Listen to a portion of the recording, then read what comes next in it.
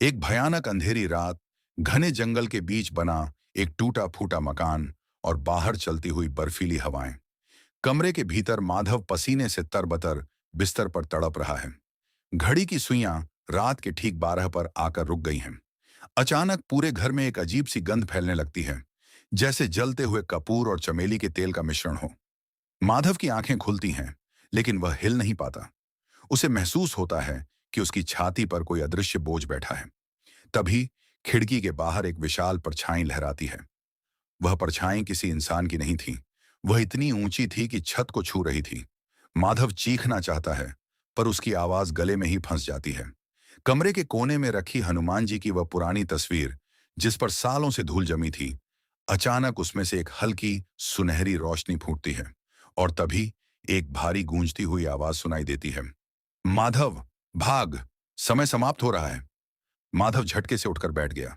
उसका पूरा शरीर कांप रहा था। क्या वह सपना था या कोई चेतावनी?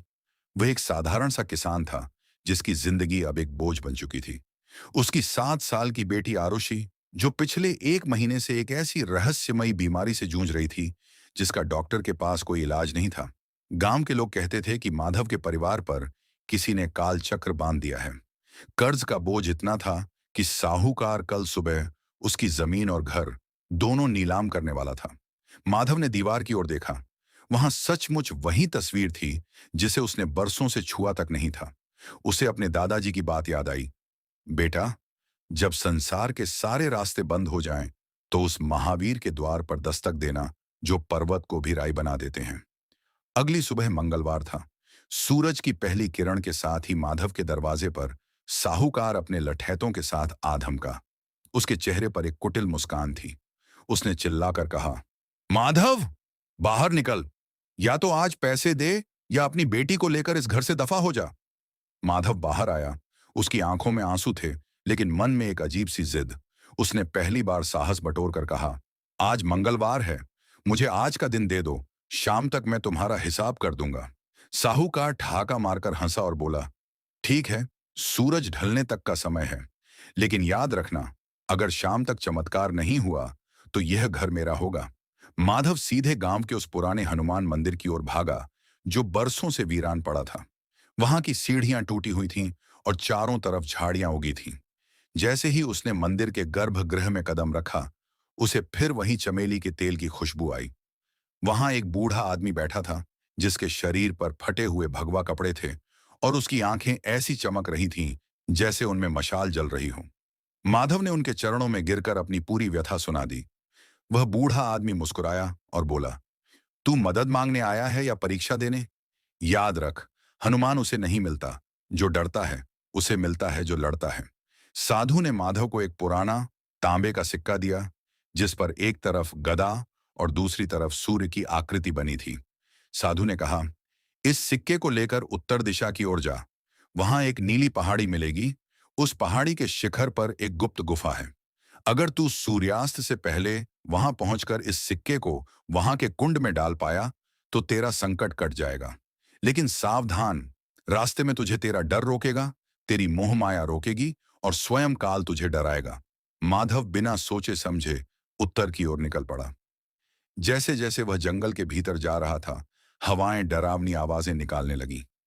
अचानक उसे अपनी बेटी आरुषि की आवाज सुनाई दी, पापा, मुझे बचाओ, मुझे बहुत डर लग रहा है। माधव रुक गया। उसने पीछे मुड़कर देखा। झाड़ियों के पीछे से आरुषि का हाथ दिखाई दे रहा था।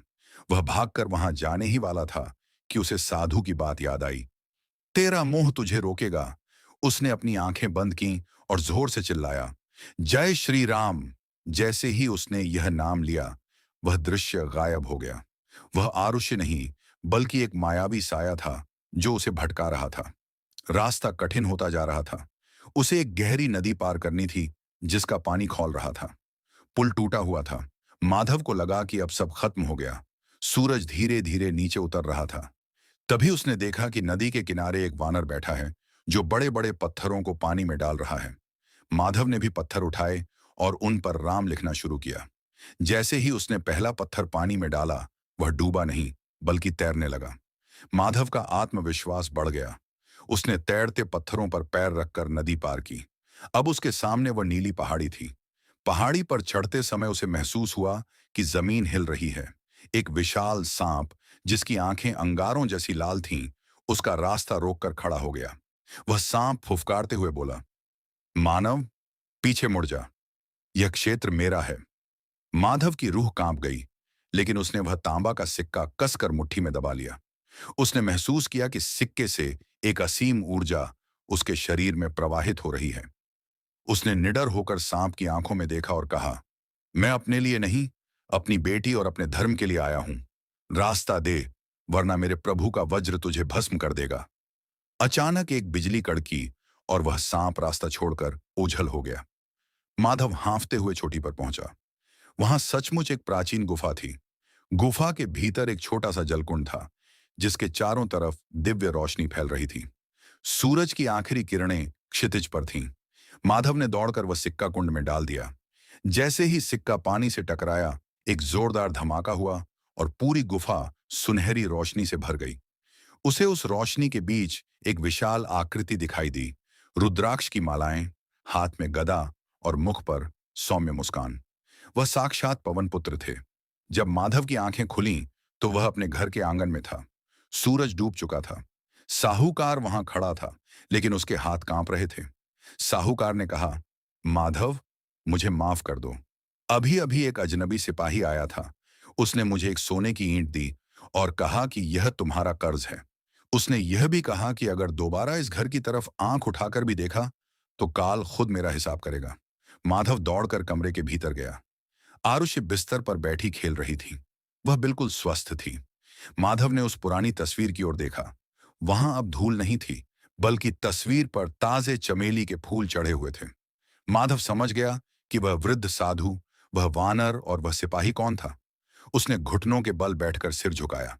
गांव की गलियों में एक ही गूंज सुनाई दे रही थी, संकट कटे मिटे सब पीरा, जो सुमिरै हनुमत बलबीरा। उस रात माधव को समझ आया कि सस्पेंस और डर केवल मन का भ्रम है। असली शक्ति तो उस अटूट विश्वास में है जो असंभव को भी संभव बना देता है।